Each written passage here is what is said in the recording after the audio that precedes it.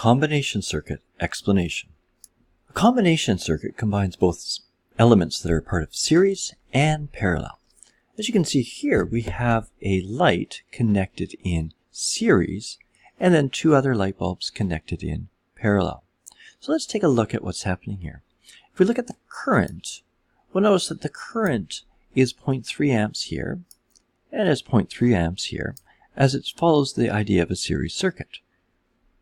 We'll notice that now it splits, and because this is 0.3 here, and these two have this equal resistance, these two light bulbs have equal resistance, we'll notice that the current through here is 0.15 amps, and also 0.15 amps through here. As the current passes through the light bulb, it continues back to this junction point here, and we'll notice that it goes back to 0.3 amps on its way back to the battery. Now in terms of voltage drop, we notice that there's actually, these two have the same voltage drop of 3 volts. However, notice this, the battery was 9 volts. And the reason that there is a discrepancy now that these are not 9 volts each, let me just show you, this one is also 9 volts. Sorry, 3 volts. So we've got 3 volts and 3 volts here. Now the question is, how much dropped here? Well, these two are going to be identical. This one here, because we had 9 volts in total, has to be 6 volts.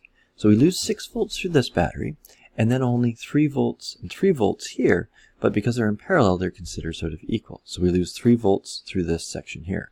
So 6 volts and 3 volts to give us the 9 volts. Very, very much like the series circuit and the parallel circuit, we need to solve problems with these. What we're going to have to do is sort of take this section and make it seem like a series part.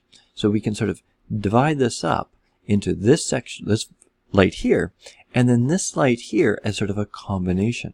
So what I'd have to do to solve these problems is simply come into here and figure out the total resistance for these two. So using the Kirchhoff's law, 1 over RT plus R1, 1 over R1 plus 1 over R2, as we've seen before, and then put them together.